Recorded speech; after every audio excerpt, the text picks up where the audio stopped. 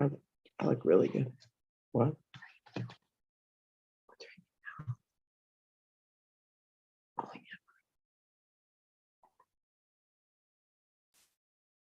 It says Hey there, welcome. This is Momming on the Daily and with Kelly and Marina. Tonight's episode is actually our first episode, and we're going to be talking about you're exactly where we're supposed to be. Am I frozen? You are.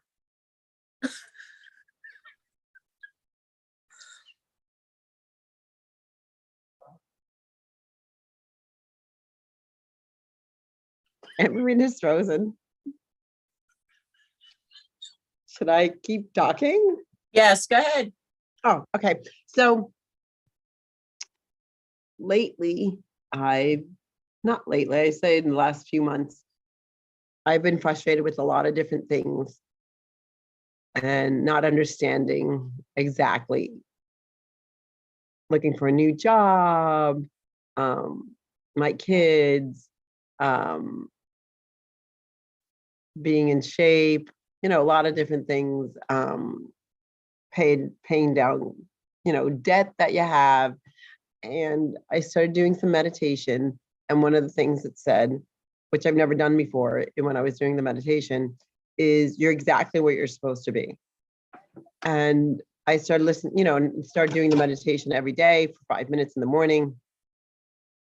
And that really, sunk in with me. Like it started to really made me realize that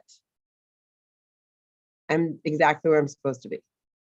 And I have to stop fighting and thinking, oh, I should be here, or I should do this, or I should be more out of debt, or more accomplished, or a better job, or a different job, or this or that. Like, because when you're doing all that, you're not living now, like right here.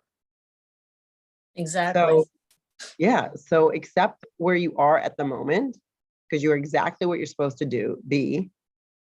And then like live now as you move forward in your life. Exactly. And so it's so hard at times, right? Because we get caught up in the mess of it all and what we're standing in and whatever we're going through, and we kind of lose sight of that. You do. And so my daughter had a sleepover and the mom came over and she's frustrated because her daughter is very feisty. Excuse me. What that's like. Yeah. And so, and then I'm like, okay. So I said to her, you're a great mom, like, because she's actually taking the time to discipline and take steps to help her daughter think differently.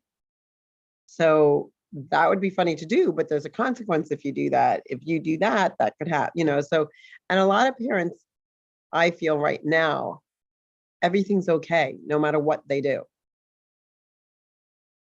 And again, living in the moment is realizing, like, eventually, is that okay in the future? But then it says, like, you're not living in the moment, meaning though, but you have to let them think for the future because you want a future. Right. Does that make sense? Perfect sense. Yeah. Because we want our kids to be able to be accountable and in their adult lives, right? And in all the relationships that they're in, whether they're in school, on the swim team, on soccer, whatever they're doing in life, we have to be accountable for our behaviors and how we speak to others and treat others. Exactly. And sometimes it's hard to do that parenting part where we hold our children accountable and ourselves, at the same time. Exactly. And I'm finding it harder too, momming on the daily, when, like, I curse sometimes. I don't always have the best mouth. So sometimes I curse, and then my kids, every once in a while, so then my kids will curse, and I was like, you can't, like, you cursed. I'm like, I'm like, just because I didn't mean you can do it and all. But we grew up in a world like when our parents curse, we would never curse ever. And nowadays kids are like, well, if you do it, why can't I do it? And it's funny. It's not, I don't think it's right because kids are kids and we're adults. But on the other hand, I'm like, you know what? Maybe I shouldn't do that. Like maybe that really isn't a good example. Right, right. You know, my boys are older, a lot older than your girls, and as you know, and yeah, I cursed quite a few times in front of them. And boys will be boys, and they'll try to get away with what they can. And at first, was a laugh, and then after that, you know, you have to hold them accountable so that way they don't continue it and then become a menace in school and all the other places that they're at, right? So setting the example is not always easy. No. So, it's that thing when it's that do as I say, not as I do. Right. So I've tried to be better. I've been more aware of my actions.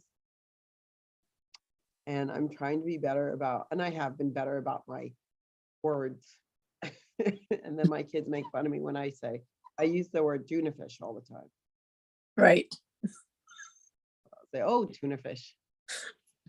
And that's my strange word that I came up with that I use. Right. But it is, right? And later on, as they get older, and then they're adults, like I'm dealing with now, right? They'll remind you of those words, tuna fish, or they'll tease you, and it'll be one of those fun things or fun memories that you tease each other with. And they'll come up with their own words too, right? As they start parenting and in their lives of adulthood. Yes. So it's funny to watch them, like me now and where I am with my boys. It's funny to watch them, as I keep calling them boys, 29 and 30. They're men, right? Young men. Yeah. And I guess they'll always be my boys. But now watching them when they're around younger children and trying to set the example of nieces and nephews. And it's funny because then they're looking for their tuna fish word, right? Or they're like, oh, I messed up. And they're like going, don't follow what I just said. And and you begin to crack up because you were once there. Yeah, exactly. And, I think it's funny and it's interesting when like my kid, like when you say that, like even as recently when I'm trying not to curse and I said, oh, tuna, am I allowed to curse on here? Well, anyway, the word shit. So I said tuna shit. And they were laughing so hard. But like you're trying not to curse, but then you just put the two words together.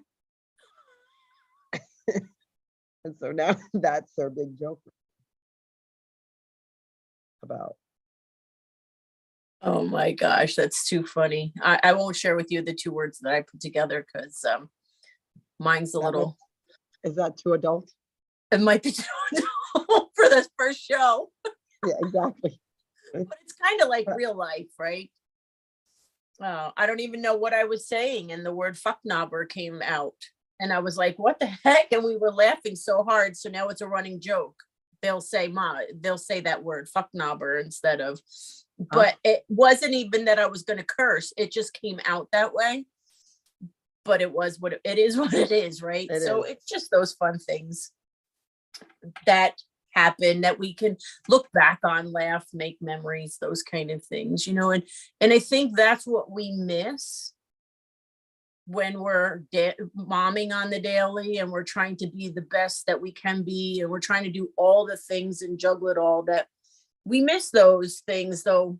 Even if it was putting tuna fish and shit together, exactly. It becomes a memory, something funny, right? And we forget to be in that moment and see it other than another bad day or another crazy minute or another day I'm losing my mind, those kind of things, because we've all been there, we all done it, but we're all living the life. And I think my power just went out. In your house? We're having a windstorm and I think the power just went down and came back up. Can you still hear me? I can hear you, but you're This is called real life. I mean, our first episode.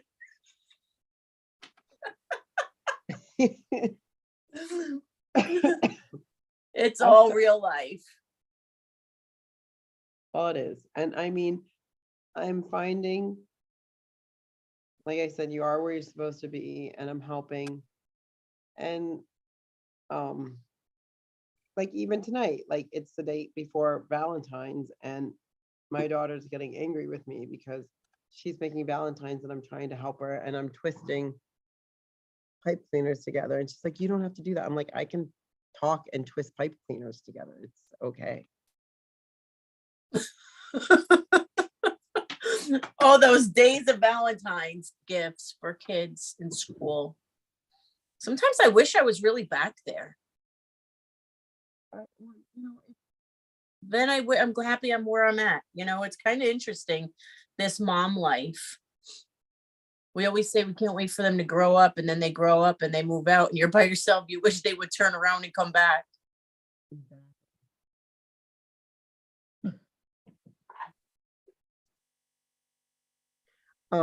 No, and like I said, so that's why it's hard. It's like you're exactly where you're supposed to be. And that's the whole point of like us saying tonight, like there's so many things that I don't know. We were just talking about there's at our front gate, there's a security guy and his name's David. And he's like, what you're doing is so important. And I said, in the long run, it is, but it's like every night I have an obligation that I'm doing for my kids. Like tonight I had after school art, and then we went to soccer. Tomorrow night, my other daughter has basketball. Then the next night we have soccer again. Then Thursday night we have science Olympiad and soccer. I mean, every night there's something. And then Friday night, I think I don't even know what Friday is. So, you know, it's just that it's funny that, and you just have to say, like, right now, that's where we are. This is the life we're in. And eventually we won't be in that. Like you said, like you're at a different place. You're not running them around. They can drive themselves. They're doing their own thing. Yeah, they're out and about. And that's when I always say my prayers are what get me through, because you don't know where your kids are when they're 29 and 30. You know, they're out, they're doing their thing. Who knows where they're at? And you know, my oldest. Oh, Please, that one has given me every gray hair, but you know, he's come I was so like, he's giving me gray hairs. you know, but now it's like you don't know where they are. You remember when we were kids and that thing would come on at 10 o'clock and it would say, do you know where your children are? And it's 10 o'clock. Do you know where your kids are? Or whatever that commercial was when we were Remember kids. that commercial? Yeah. I'm like, I have no clue where mine are. You know? It's so strange when you get to this point in life. I can't imagine that right now. I just can't. Right. That they're that old that I wouldn't know where they are. Right. It's crazy, right? And here, and you're at that place where your kids you're running them 24/7, you know, and you're like, and then you get to this place like where you don't have them with you.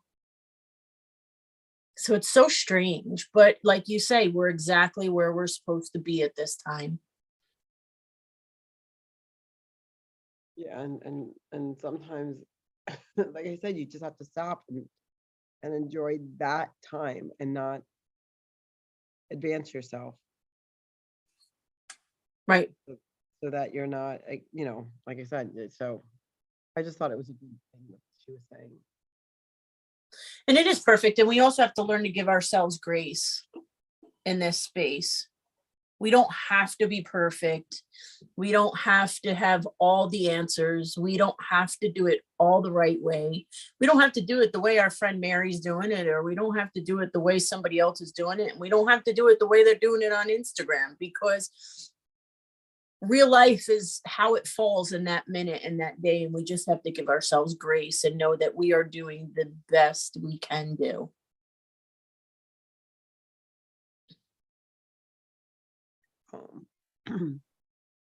So maybe, so should we tell each, should we say a little bit more about ourselves, Maureen? Sure, you can share. We can share. So I'm a single mom of two daughters. I have a preteen, 11, and I have a teenager who's 14. They're both very active in athletics. Both of them play soccer. Both of them play basketball. They do a lot of other things like surf and just fun things too. But they do both play on travel teams. My daughter's trying to tell me something, but I'm not sure what it is. What do you do? Art. Oh, she wants to make sure I tell you that she does art, competitive art. Um, so, and like I said, I've been single for 10 years, 10 and a half years. So since my little one was born, my second child was born, pretty much. And dated here and there, but we'll talk about that along the way. And right now I just finished up working in a startup company. I was a sales consultant, and now I'm going back into subbing as I look for another job. I've subbed for years, and that's where I am at the moment. And I'm Marina. I've been married for a long time. Goodness, I've been married for 31 years to the same person. And people, it's funny how we say that now, right?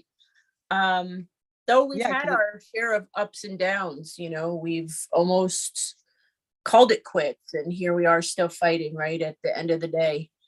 Um, been together 36 years, so it's been a long time, more than half of my life.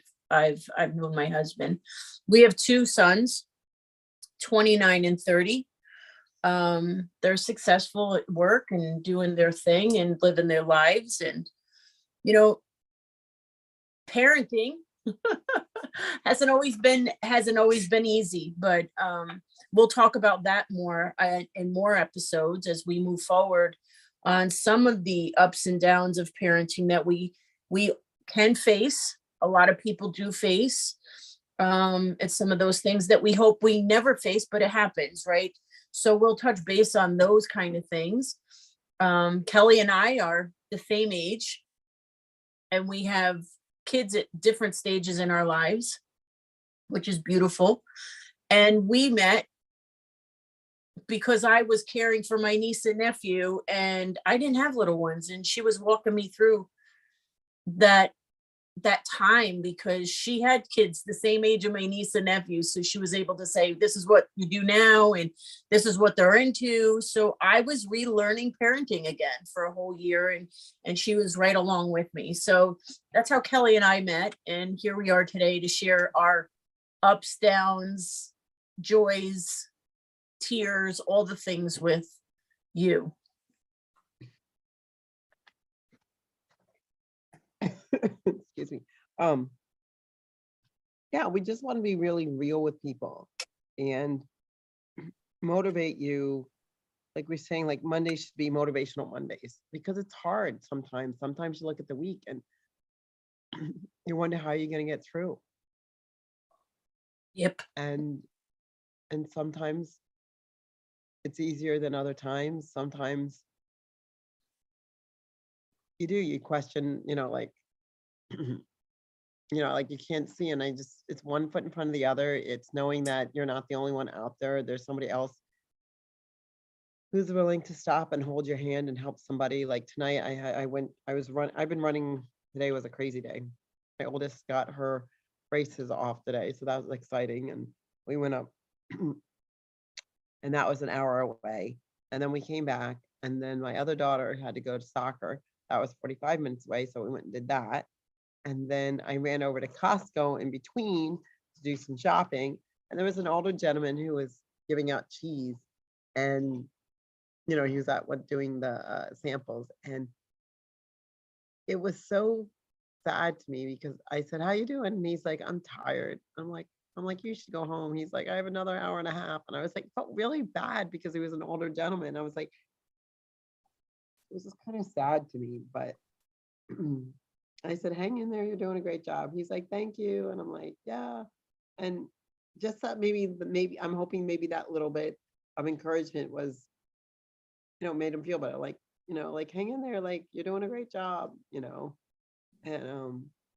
and that he's tired and you don't want someone to beat themselves up. Like, why am I still here? Or why am I still working? Or something like that. Like he's exactly where he's supposed to be for whatever reason. That's where he's supposed to be right now. Exactly. Well, we have a question here, Kelly, on the podcast here, asking Words of Wisdom's asking us, do you think people need to be held more accountable?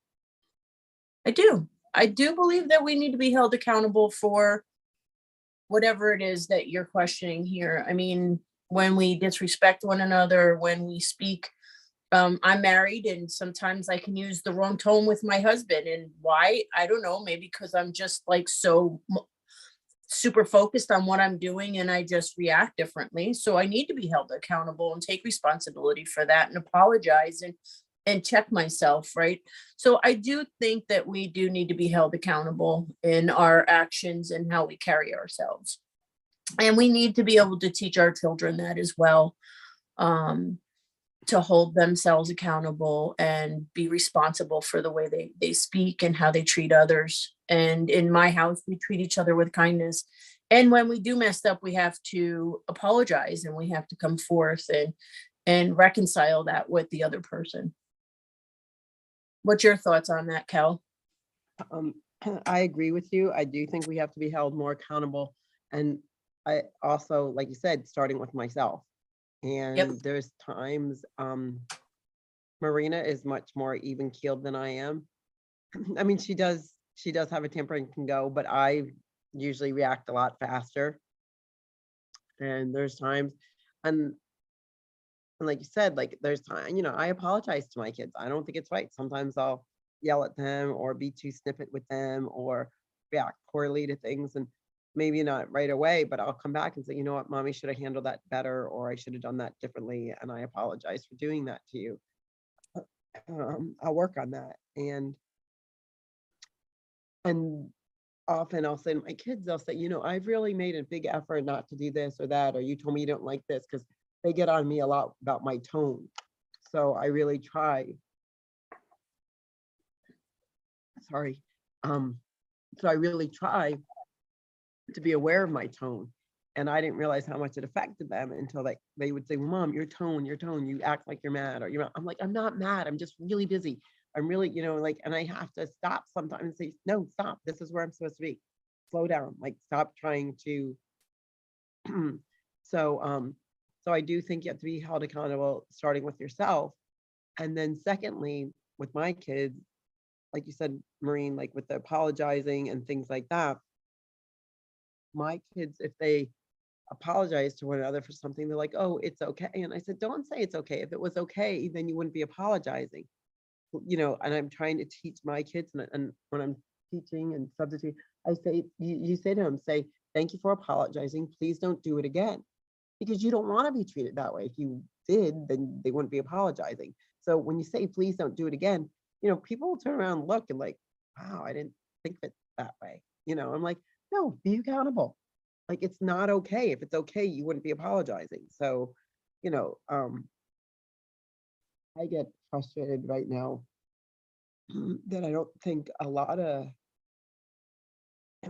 people are being held accountable, and parents are still blaming COVID and things for the way their kids are acting or being, or you've taught them right and wrong, even when they were at home. There's right things to do and wrong things to do. So I think people just have to be accountable. Yeah, have a certain standard and be accountable for that standard. When my boys were younger, and my older one, as you learn, if you follow along with us, you will learn that my older one gave me a run for my money. But I always used to share with him, I've taught you right from wrong. how you're supposed to behave, you know how you're supposed to act. And he has a couple of labels on his name, but we don't hold those responsible for the way he's behaving. And I think we need to look at that too in a deeper way. If you're labeled ADHD or bipolar, those types of things, we can still hold ourselves accountable for our behavior, even though those labels do fall on us, right? And in this household, they didn't hold any water here. We still had to be accountable. We still had to apologize. And we had this thing going for a car ride. I'll share more about that in another episode. But in this car ride, that is when we talked it out. And that's where, if there was a consequence, if there was a punishment, whatever it was, that was all talked about in the car ride. And we had to apologize, and we had to take responsibility for our own faults and where we fell short. And I think in this world today, where we are, not enough of us are being held accountable, and not enough of us are taking responsibility for our actions. So I hope that answered that for you, words of wisdom. And thank you for joining in with us tonight. Yeah, I mean, I feel that the accountability has really gotten to a place that's just like, even when simple, I just think it's so simple, like even just saying hello to everyone you see, or saying hi. And my daughter was making fun of me earlier because I was talking about cheerleaders, and I don't like the way cheerleaders act nowadays. I said they're and they discourage, and they're, ugly to the other team. You're there to cheer on your own team. You're not there to pick on the other team. You're a cheerleader. You cheer on a team. You don't Right. put down the other team. And to me, that's again being Carol. Like, why are we being ugly to other? Like, you're here. I love that you're here, but encourage your team. Don't say anything to the other team. If you have nothing nice to say nothing at all. Right. My mother's favorite last words. Mm-hmm. Right. And it's like everybody keeps saying, well, my older one, actually both of them will say to me, the boys, they'll say to me, Mom, it's different today. What's different about it today? When we were younger, we were held accountable. We had a standard. Our parents expected things from us. There were mean girls. I'm not going to say there weren't mean girls when we were kids, because there were mean girls, but it wasn't like it is today. I think part of it is we didn't have the internet. We didn't have cell phones where we can get a whole group of people in there and that will just go viral.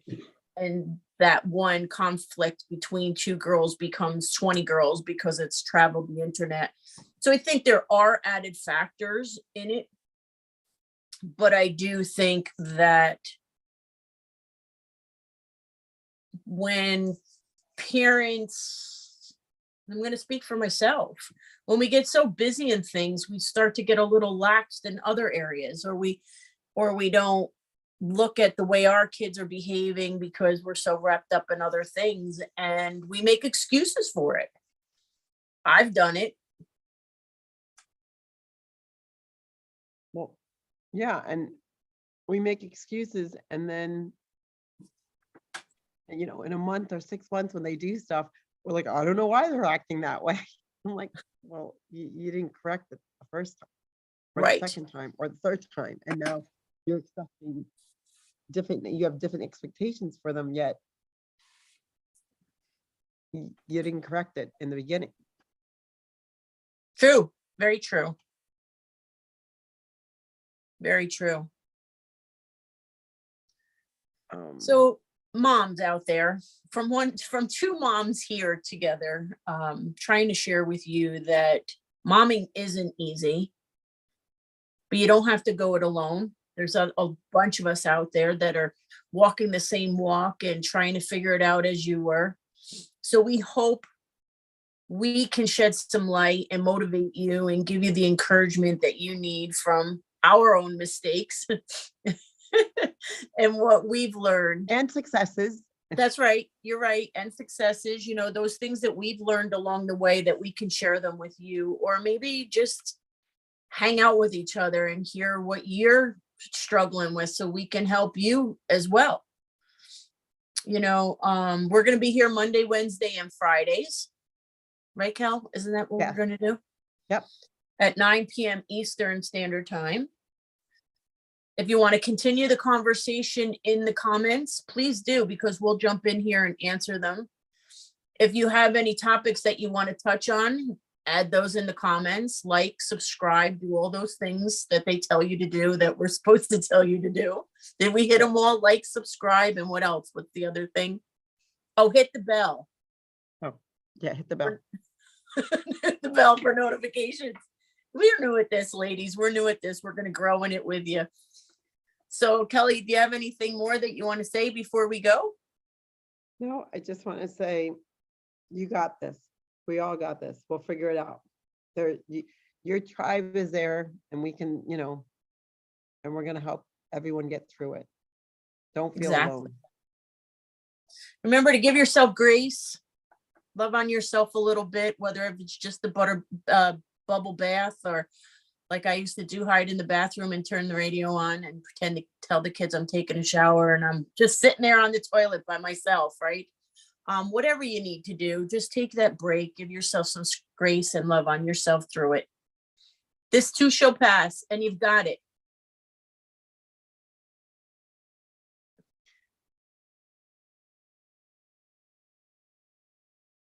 See you all on Wednesday. See you Wednesday, 9 Eastern. Thanks for hanging with us. Good night. Thanks. Good night.